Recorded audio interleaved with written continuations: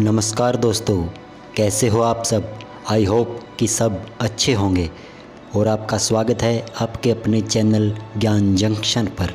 आज फिर हम चाणक्य जी की कुछ नीतियों के बारे में बात करेंगे। दोस्तों, आचार्य चाणक्य जी ने बताया है, पक्षियों में कौवा, पशुओं में कुत्ता, मनुष्यों में क्रोध करने वाला और आम जन में दूसरों की निंदा करने वाला व्यक्ति दुष्ट और चंडाल होता है। भाव यह है कि दुष्ट और चंडाल प्राणी सभी स्थानों पर होते हैं, परंतु दृष्टता की सीमा कहाँ होती है, इसकी व्याख्या चाणक्य जी ने की है। कौवा पक्षियों में इसलिए सबसे अधिक गंदा है और दुष्ट माना गया है क्योंकि उसे किसी प्रकार की शुद्धता का कोई भी ज्ञान नहीं है। वह सदैव गंदगी पर जाकर बैठता है। पशुओं में कुत्ते का भी वही हाल है। आचार्य का कहना है कि ऋषि मुनियों में जो व्यक्ति क्रोध करता है उसे दुष्ट और चंडाल मानना चाहिए, परंतु सामान्य व्यक्तियों में दुष्ट और चंडाल वह है जो दूसरों की निंदा करता है। आगे आचार्य चाणक्य जी बताते हैं, कांसे का बर्तन राख से मांजने पर, तांबा खटाई से मांजने पर, स्त्री रजस्वला होने के बाद तथा नदी का जल तीव्रवेग से शुद्ध होता है। अपनी प्रजा में घूमकर फिरकर उसकी स्थिति को जानने वाला राजा उसकी प्रजा उसकी पूजा करती है। जो राजा घर घर जाकर अपनी प्रजा का हाल पूछता है, वह राजा प्रजा की निगाह में एक सबसे प्रिय राजा है। जो द्विज अर्थात विद्वान ब्राह्मण देश प्रदेश में भूमि पर ज्ञान का प्रचार करता है, उसकी जगत में पूजा होती है। जो योगी सदा घूमता रहता है वही आदर सत्कार का भागी होता है, परंतु भ्रमण करने वाली स्त्री भ्रष्ट हो जाती है। यह बताया चाणक्य जी ने। राजा का कर्तव्य यह है कि वह समय भी अपने राज्य में घूमकर फिरकर प्रजा की वास्तविक स्थिति ज्ञात करने की कोशिश करे।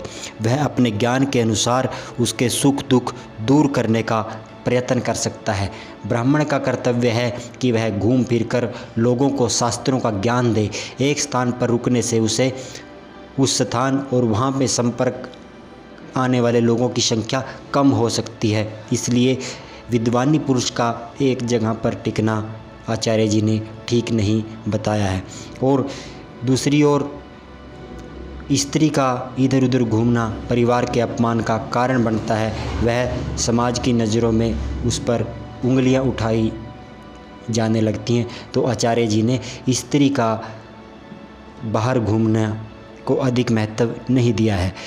आगे आचार्य जी बताते हैं, मनुष्य जैसा भाग्य लेकर जन्म लेता है उसकी बुद्धि उसी के अनुसार प्रवृत्त होती है और वह व्यवसाय अथवा काम धंधा भी वैसा ही चुनता है जैसे उसके सहायक और जिस प्रकार के होते हैं। अर्थात इसका सीधा सा मतलब, जैसी इंसान की संगत होती है वह वैसे ही धंधे को चुनता है। आचार्य का कहना है कि मनुष्य काम धंधे के लिए अपनी बुद्धि का अनुरूप ही व्यवसाय का चुनाव करता है और उसके काम धंधे में सहायता करने वाले व्यक्ति उसके विचारों के अनुरूप मिल जाते हैं। अर्थात आप जिस लाइन में, जिस तरह की लाइन में जाएंगे तो आपको वही वैसा ही सहयोग देने के लिए आसपास इधर उधर मनुष्य एकत्रित हो जाएंगे।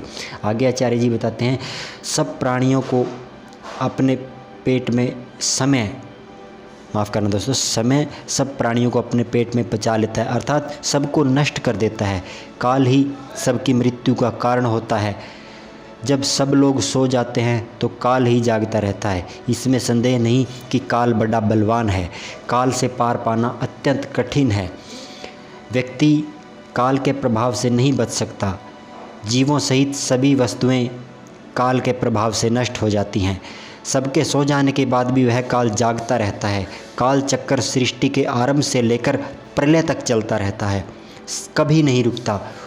जो उसकी उपेक्षा करता है, समय उसे पीछे छोड़कर आगे निकल जाता है। काल हम सबके साथ ऐसा शिकार खेलता है जैसे शिकारी में बिल्ली चूहे के साथ क्रीड़ा करती है।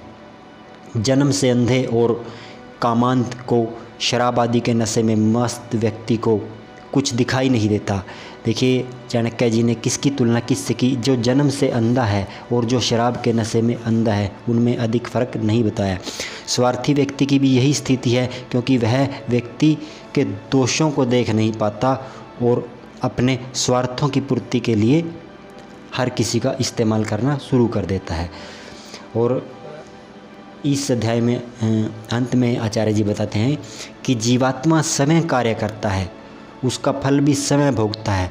वह समय ही विभिन्न योनियों में जन्म लेकर इस संसार में भ्रमण करता है और समय ही अपने पुरुषार्थ से संसार के बंधनों तथा आवागमन के चक्कर से छूटकर मुक्ति को प्राप्त करता है। आचार्य के अनुसार व्यक्ति जैसे कर्म करता है उसके अनुसार ही उसके कर्मों का फल भोगना पड़ता है। कर्मों के फल के अनुरूप ही उसे सुख और दुख मिलता है। वह समय ही अपने कर्मों के अनुसार संसार के विभिन्न योनियों में जन्म लेता है और जन्म मरण के चक्कर में पड़ा रहता है। उसे इस चक्कर से मुक्ति भी समय और उसके श्रेष्ठ कार्यों से ही मिलती है। आचार्य का कथन है कि बंधन और मुक्ति दोनों तुम्हारे हाथों में है।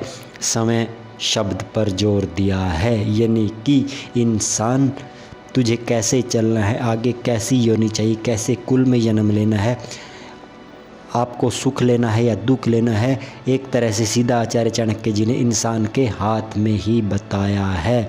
और यही दोस्तों श्रीमद् भगवत गीता में भगवान श्री कृष्ण ने भी अपने मुख से यही वर्णना है कि इंसान जैसे कर्म करता है कि अर्जुन, मैं इंसान को योनियाँ नहीं देता, इंसान योनियाँ समय के कर्मों पर ही प्राप्त करता है। तो दोस्तों उम्मीद करते हैं कि आज की ये वीडियो आपको पसंद आई होगी और अगर आचार्य चाणक्य जी का ये ज्ञान आपको अच्छा लगा हो तो आई होप करते हैं, क्योंकि आचार्य चाणक्य जी की कोई भी बात व्यर्थ नहीं है, उसका जीवन में महत्व है। और इसमें तो आचार्य जी ने वही बताया जो भगवान श्री कृष्ण जी ने अर्जुन को बताया था। तो आई होप कि ये वीडियो आपको पसंद आई होगी और ऐसे ही ज्ञान जंक्शन चैनल के साथ जुड़े रहें। तो जय हिंद, जय भारत, जय जवान, जय किसान।